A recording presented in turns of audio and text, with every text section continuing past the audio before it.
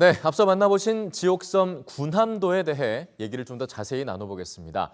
하재근 문화평론가 자리했습니다. 어서 오시죠. 안녕하세요. 네, 안녕하십니까. 예.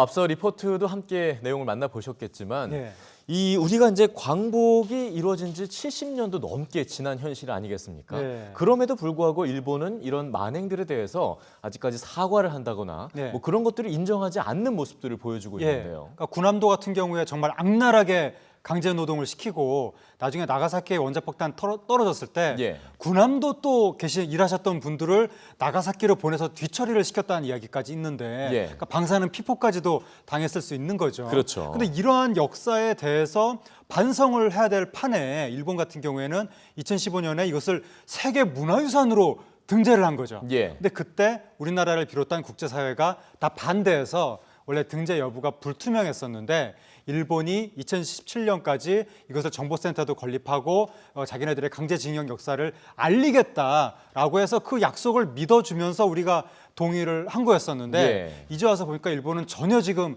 그 약속을 이행할 의지가 없어 보이고 예. 지금 정보센터 전혀 건립하지 않고 있는 거죠. 그러니까 우리나라가 일본한테 계속 지난번 위안부 합의 때도 그렇고 너무 순진하게 일본이 하는 말을 믿으면서 지금 일본한테 사실상 농락당하고 있는 것은 아닌지 좀 반성이 필요한 것 같습니다. 이게 정말 씁쓸함을 넘어서 정말 화가 날 정도로 안타까운 일인데 이렇게까지 일본이 그들의 이런 강제 노동, 이런 내역에 대해서 왜 인정하지 않고 있는 겁니까? 그러니까 군함도 같은 경우에 일본은 자기네 근대화 역사의 시작이라는 거죠. 군함도 지하에서 석탄을 캐서 그걸로 일본의 산업화가 이루어졌기 때문에 일본은 자기네 산업화에 엄청난 자부심이 있죠. 네. 비유럽권에서 유일하게 자생적으로 산업혁명이 이루어진 나라가 우리나라다. 우리나라는 여타의 아시아와는 다르다. 우리나라는 뛰어나다. 이런 자부심을 군함도에서부터 시작을 하려고 하는 건데 예. 그 자기네 근대사의 출발점이 인권 유린으로 시작됐다라고 하면 자기네 역사의 오점이 되니까 한사코 아마 이것을 부정하려고 하는 것 같고 예. 근데 우리나라 영화 군함도가 이거를 딱 이제 영화 속에서 적시하면서 지금 우리나라에서 외교관 160여 명을 대상으로 상영회도 했고 네. 지금 프랑스에서도 또 외교관들을 대상으로 상영회도 했고 중국 CCTV가 군함도를 또 10분에 걸쳐서 영화에 대해서 소개도 했고 네. 그 영화 군함도가 155개국에 판매가 되면서 일본의 의도에 지금 찬물을 끼얹고 있습니다. 네.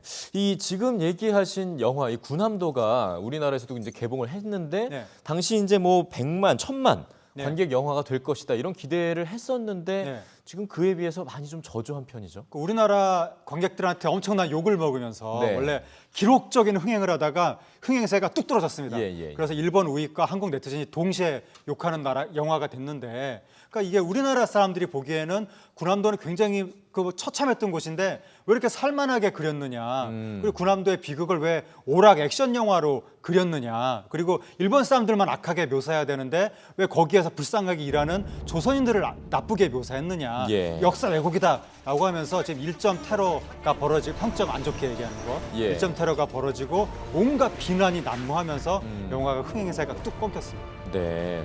말씀하신 대로 사실 이제 주변에서도 많이 좀 실망했다 이런 네. 평들이 좀 많이 들리고 있는 것 같거든요. 네.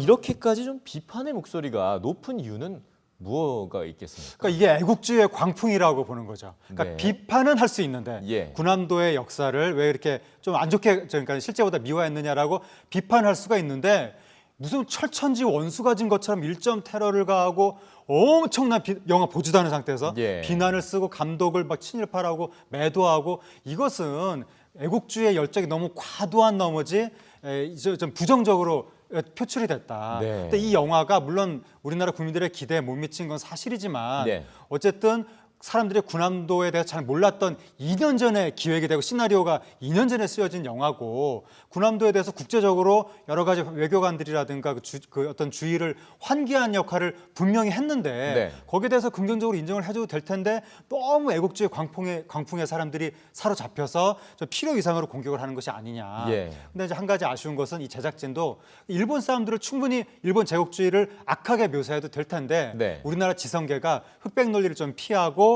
좀 과도한 애국주의를 피하기 위해서 괜히 우리나라 내부에도 분열이 있는 것처럼 네. 묘사를 한 것이 아니냐. 그러니까 예. 감독도 좀 더 단순하게 일제 강점기 문제에 있어서만큼은 일본 제국주의를 순수한 악으로 묘사해도 상관이 없다는 걸 앞으로는 좀 인식을 할 필요가 있고. 네. 근데 이번 군함도 논란으로 정말 이제 걱정이 되는 것은 일제 강점기 시절을 다룬 영화가 조금만 관객들의 어떤 기대에서 벗어나면 이렇게 엄청난 타격을 받는구나. 네. 감독이 잘못하면 매국 노치격을 받는구나. 이걸 사람들이 알면서 이제 알게 되면서 아우 일제 강점기를 배경으로 한 영화는 만들지 말아야 되겠다.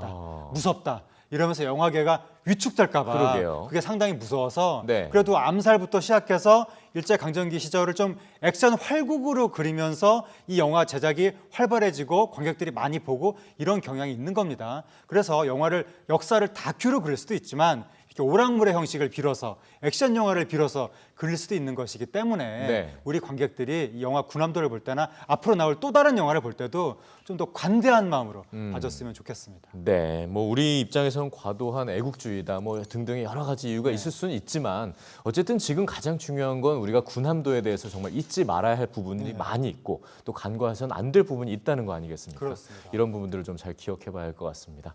말씀 잘 들었습니다. 고맙습니다. 감사합니다.